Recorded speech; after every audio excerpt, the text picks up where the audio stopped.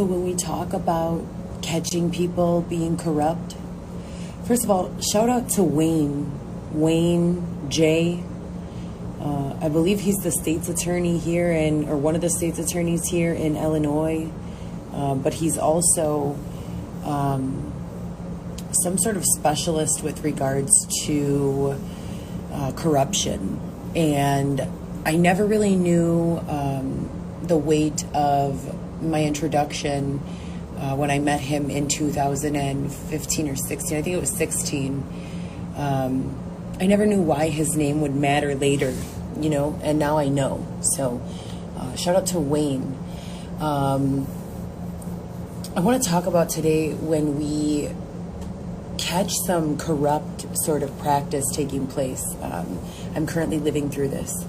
Every single time I call out the corruption, the next move for the corrupt is to call into question my mental health. I said, okay, if I'm crazy, then put me in a place where crazy people go to rest, because I'm tired. But I think it's interesting that we've got this ability with AI to build kind of data collection,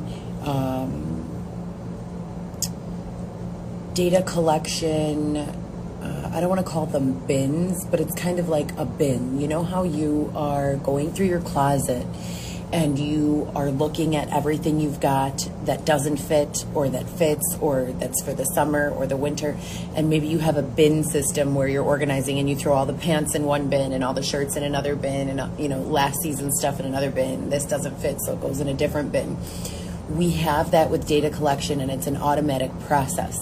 It's a sort of sorting, this collection of data sets, and then we have the ability to program with man-made neural networks. So in doing so, we can make corrupt sort of sensors, which I think is amazing and phenomenal. But what do we do once we are confident that something is corrupt? What do I mean by corrupt? Okay, let me share. My child has been being separated from me. I have court-ordered custody. There are many people involved. I've jumped through all of their hoops. I don't have any criminal record. I don't do drugs or alcohol. Clearly, there's something else going on here.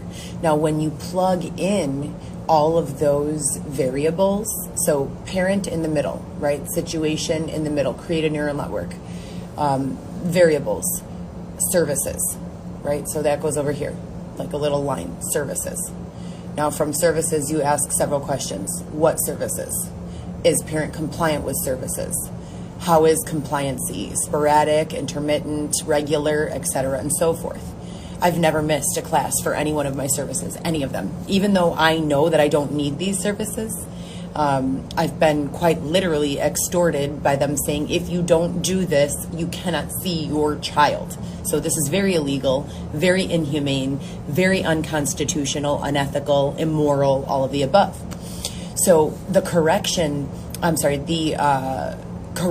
sensor, so to speak, that's an AI function would be something that we program, a software development that we program to link to task, to link to DCFS or DOC or federal DOC, I don't know what it's called, or I don't know what other programs there are, maybe the housing hotline, the housing shelter assistance hotline, and this is especially for oppressed people, because when you have money, you can fly over the corruption, right? When you have money, you can afford to stand away and kind of let the flames die out and then come back to the ashes and speak your truth or handle the situation, or maybe there's no situation left to handle.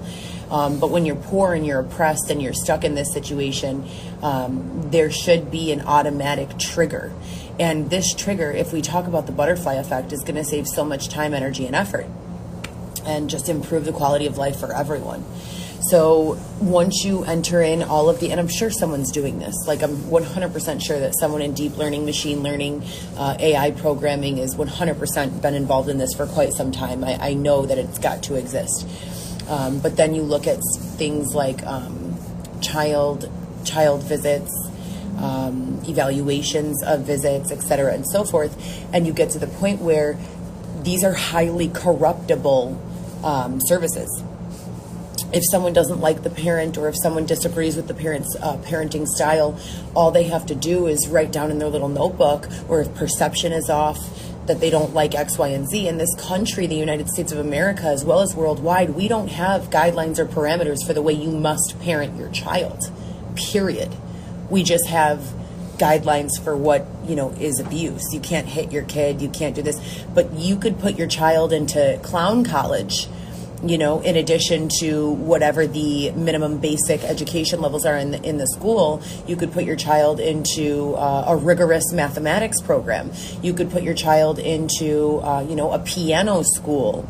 You could remove your child completely from public school and homeschool your child.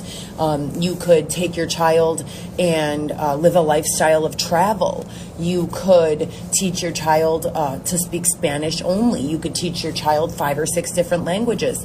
You could tell your child that you only eat 1 meal a day with 2 small snacks. You could teach your child that physical activity is the most important thing ever. There are no black and white credentials to parenting in this country and in the world. The United States is one of the only countries with a DCFS system. It's incredibly predatory. You don't see any rich people. There are no rich people that DCFS interferes with and takes their kids away. It doesn't happen. It does not happen, period. So these are all needs that the most oppressed and the most silenced and the most, I want to call it being kind of chameleoned or being disguised. They disguise these people as things that they're not so that they can get away with what they're doing to them. So say, for instance, a parent is separated from their child for whatever circumstance that we can't see at surface or face value. If there is no legal reason to keep the child from the parent, there's something called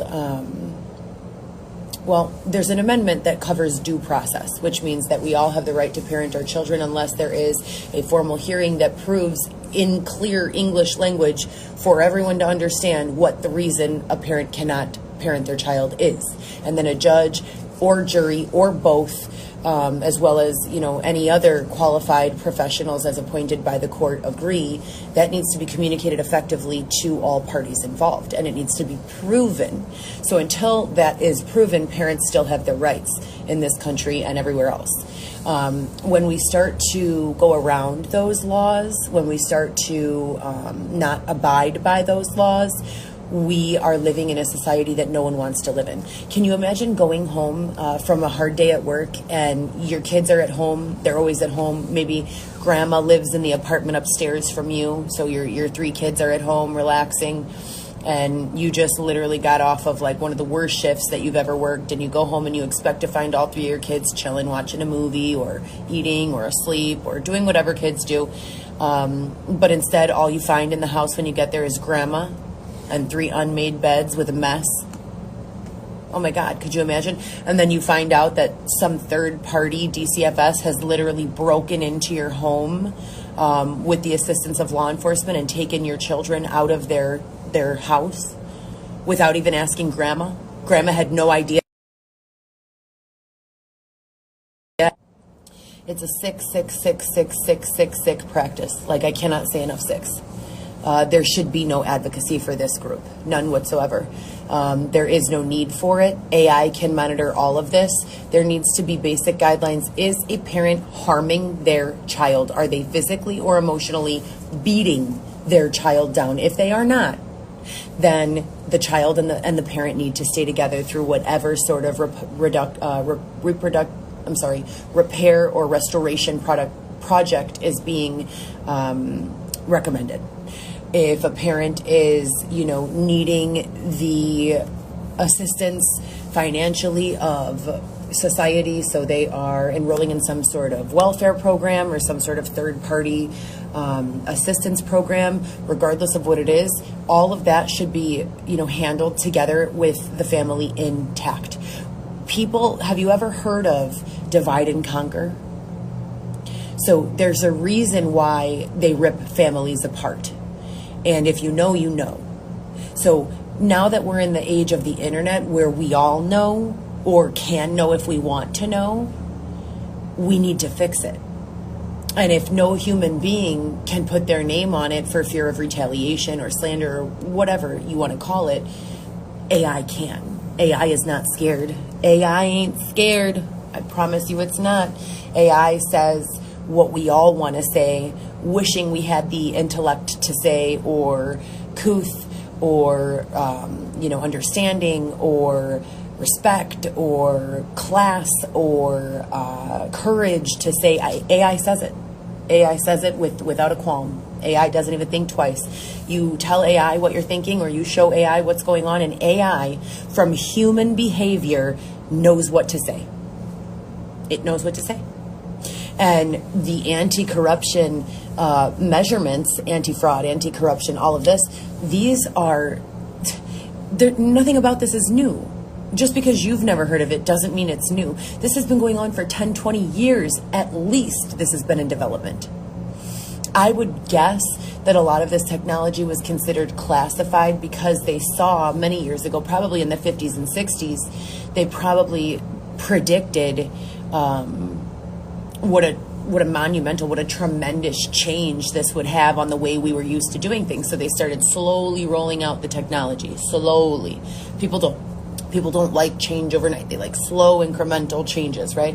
So first it was black and white TV. Everyone was like, whoa, what's this little picture in the box? Like, what is that? And then from black and white TV, it was color TV. And then from color TV, it was radio, black and white, and color TV. Then from there, it was VHS. Then from there, it was cassette tapes, or what are those things called? 8 tracks, records, all of that. So we have always had technology, and we've always, where there is one successful, step or leap with regards to technology, the next thing is not far behind it, because we never recreate the wheel. So it's not like running a marathon. It's like picking up where someone else left off. So someone else's marathon is someone else's first mile. Do you understand what I'm saying? All of the work that it took to create things like electricity, or the record player, or the VHS, or the tape deck, or the CD player, or the computer, or the internet, etc., and so forth. Someone put in blood, sweat, and tears into all of that, but then a fresh person who didn't need to go through all of that, they walked in and they picked it up with the understanding of what they created and what it could become. Maybe not the understanding, but rather the imagination. And then they put in the work and made it happen. So it's all very interesting to me that we still have these systems of corruption or oppressive regimes. I feel as though this all should have been extinguished long ago, and I'm very hopeful and excited for the future of what AI will bring with regards to this sort of control, because to be quite frank, oppression is control, but the type of control we want is the type that prevents us from losing our rights, that prevents us from going through pain and heartache and struggle for no reason. And not just for no reason that suits the purpose of ourselves and our families. There are no such thing as sacrifices. I will disagree with anyone who says that there is.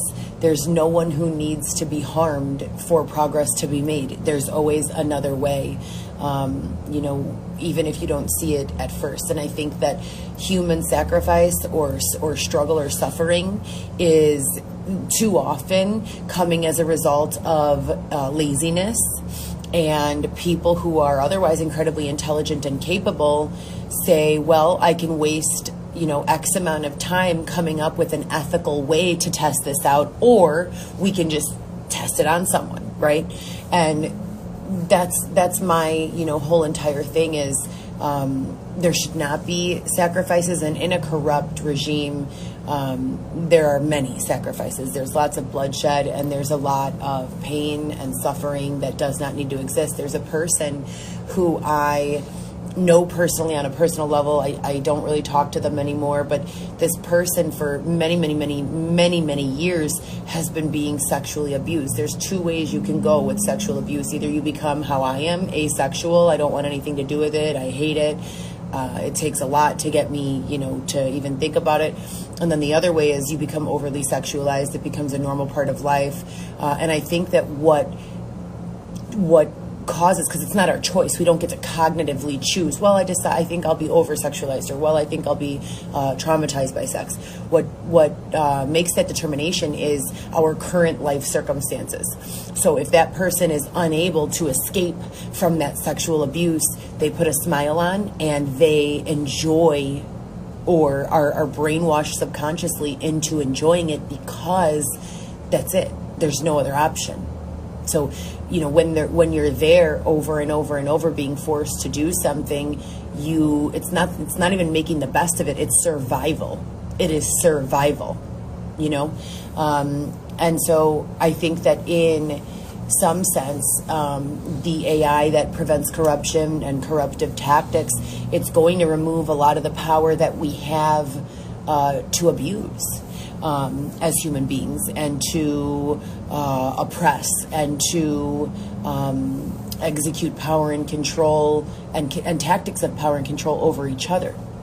Imagine we set a rule for AI, or an algorithm for AI, that says in an uncorrupted system, so a system that maintained its integrity, its ethics, its morals, and we created these rules that no person should be homeless, no person should be without income, no person should be without food, no person should be without access to healthcare, no person should be without clothing, and no person should be without an acceptable budget for pursuing their goals, dreams, and no person should be without transportation.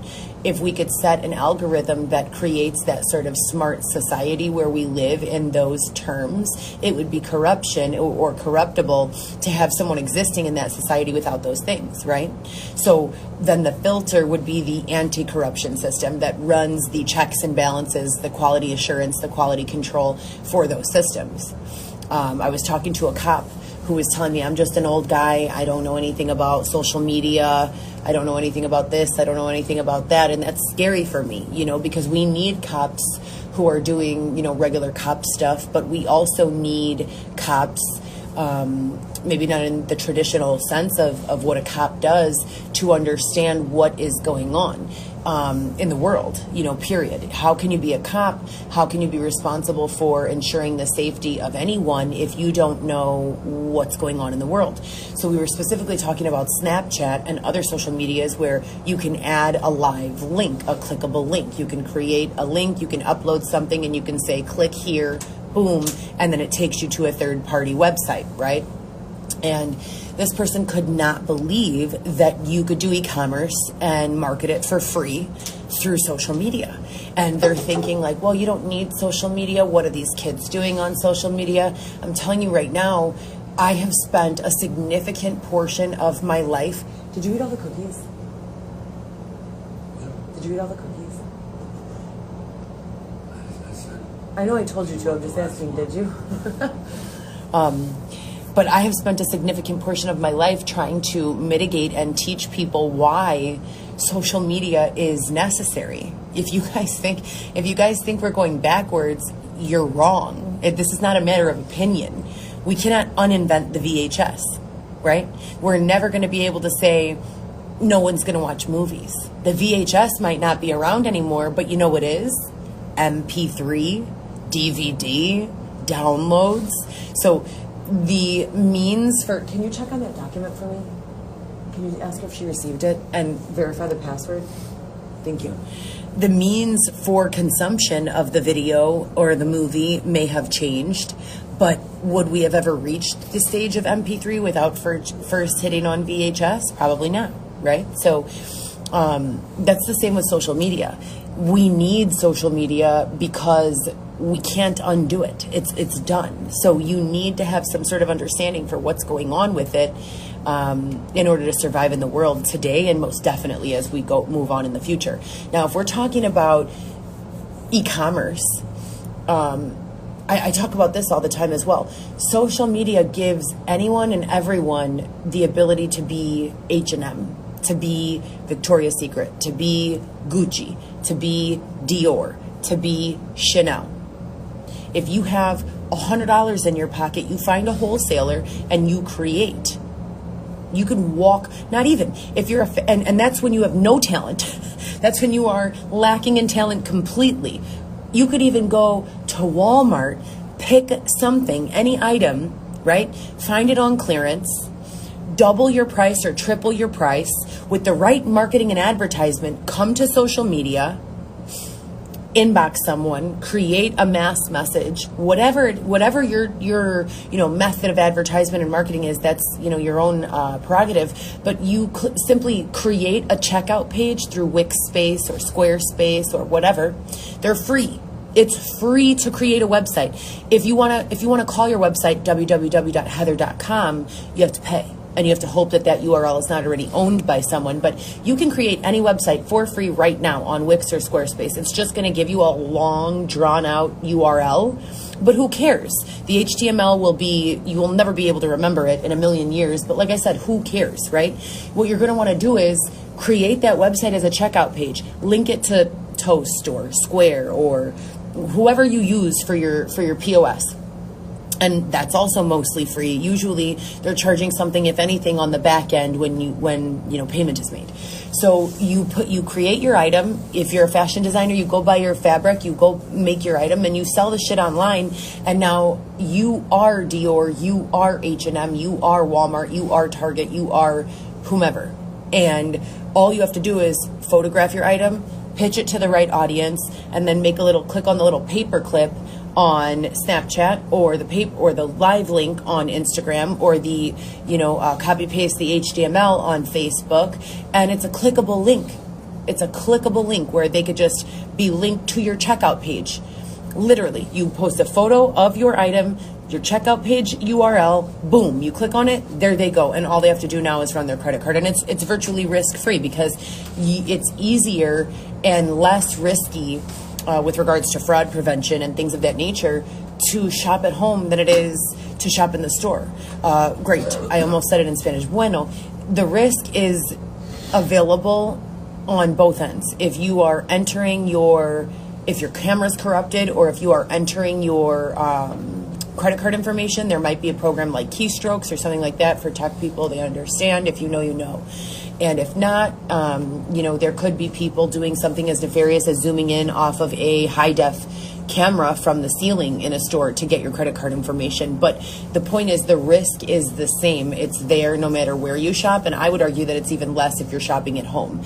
So as a vendor, as a private vendor, entrepreneur, whatever, you have the ability to create a product or purchase a product and resell, market that product, have someone pay you for that product, and if they don't want to pay through some sort of third party like Toast, or you don't want to set up a POS because you're not that successful, you could do it with Venmo, you could do it with Cash App, you could do it with PayPal, and then you ship the product to them. And never before has this been the case. It's always been, well, if I want to go into business for myself and I want to be Christian Dior, I want to be Louis Vuitton, or I want to be seen by people who are shopping on Michigan Avenue, you're paying Michigan Avenue rent.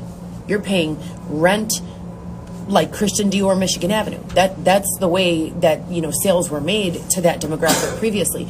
Today it's not that way. Today you can go with a stack of business cards or flyers or a QR code, and you can ask people, hey, scan my QR code, scan my QR code, scan my QR code. Is everyone going to say yes? Of course not.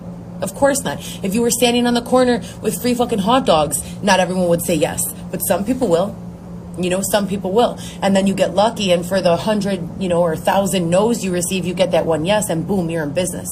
And you don't have to pay rent, and you don't have to do anything. So there's just more opportunity than ever, and for the corruptive practices that are preventing people, especially like myself, who are fully aware of these opportunities and, you know, really, really eager to take advantage of them, to be a part of them, to capitalize off of these opportunities, that the playing field's even right now. You know, the playing field is even right now, as more even than it has ever been, ever in the existence of history, ever. So what are you going to do? And this corruptive, you know, programming that has the anti-corruption and has the anti-fraud and all of that, I need that to develop immediately, right away, like ASAP. Because calling someone crazy because they're smarter than you, taking away someone's child because you're selling them like a human fucking slave, calling humans, cats or dogs, your pets because you have more money than them. There's going to come a time, mark my words, my name is Heather Gillespie, hear me. There's going to come a time when AI has been programmed to create algorithms that create safe, integrity-filled spaces for humans to exist. You're going to put in your bank account some greedy amount of money, and AI is going to say, fuck you. And they're going to take that money out, whether it's your bank account, your PayPal, your Cash App, your Bitcoin, lo que sea. And they're going to say, F you, and they're going to grab all that shit. And they're going to distribute it all around. We're getting there. We're getting closer and closer each day, and there's no stopping it. This is where we're going. So, and I'm excited to get there. But for now, I'm just documenting. I was looking at, you know, little mini cameras and things of that nature, because there's been a lot of corruption around me, so much so that I can't even make a list of it. Did you ask? Yeah, she said it didn't work. What didn't work? She didn't get any email.